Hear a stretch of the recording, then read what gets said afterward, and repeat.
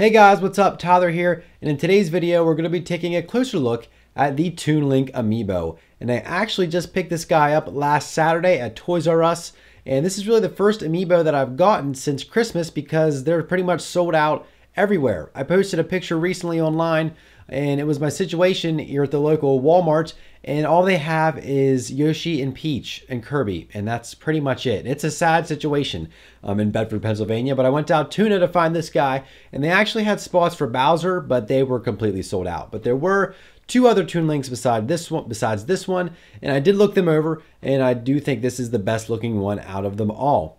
And so as we take a closer look, you can see that Toon Link's a fairly simple amiibo. There's not too much going on. I do like the detail that was put into his tunic. You can see like the grid pattern on there, kind of like a woven fabric look.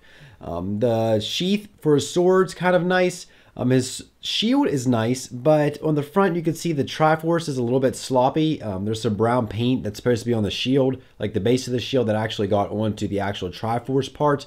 That could be easily touched up though with some paint. I don't know if I'm going to get into touching up my amiibos or just let them the way they are, because I really don't want to end up ruining it and then not having a good looking one, having one that looks bad. But overall though, I think he looks pretty good. The Master Sword looks pretty good. There's a couple, couple sloppy spots in terms of the paint job. But overall though, you can't really complain too much. And his pose isn't that bad. Really, he isn't attached to the ground barely at all. His one foot's touching the ground just a little bit. His support is with this clear cylinder mounting stand thing, whatever you want to call it. And thank goodness it's not yellow or brown or blue or whatever color. Thank goodness they went with clear. But he's a very nice looking amiibo, very nice and clean. The eyes are well done. They're not messed up, sloppy or anything. The hair and the tunic, the cap looks good. And overall, I'm very happy with it. One thing I do realize about these amiibos that have swords or have like wings or anything like that is that some of them are like pretty flexible. Like I can move this sword up and down easily and I don't feel like it's going to break. Some people might say that's flimsy design. Why would you do that? But there actually is a purpose, I'm pretty sure. Sometimes you'll get an amiibo with your sword bent like this. And actually, if you apply like hot water, like on a rag or a blow dryer, you can actually reform the actual amiibo and change its position to something you prefer rather than like a crooked sword or something like that. But thankfully, this one is very looking good in terms of its pose. But my other Link, I actually did have to reshape the sword a little bit because it was kind of crooked. But that is one thing worthy to point out, that it is a little bit flexible, but it is there for a reason. Just in case your amiibo gets a little bit deformed, you can actually fix it with some hot air or some hot water.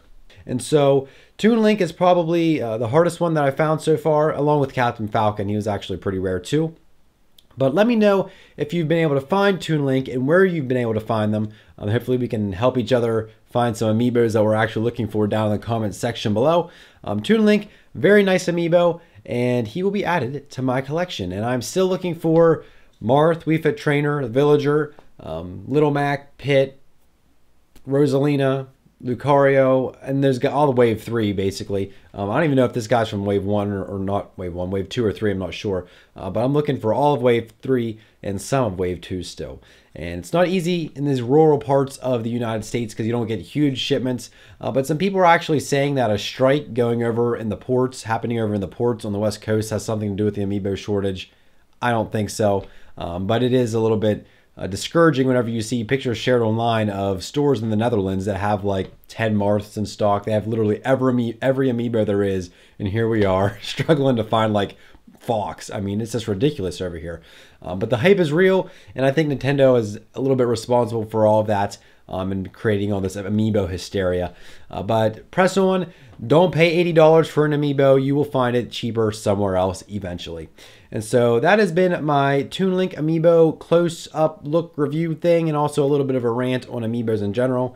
And hopefully you guys enjoyed the video. If you did, leave a thumbs up. Also subscribe for more videos from me about amiibos, about Nintendo stuff in general, and about tech-related stuff. And that's all I have for this video. Thank you guys again so much for watching, and we'll see you guys in the next video.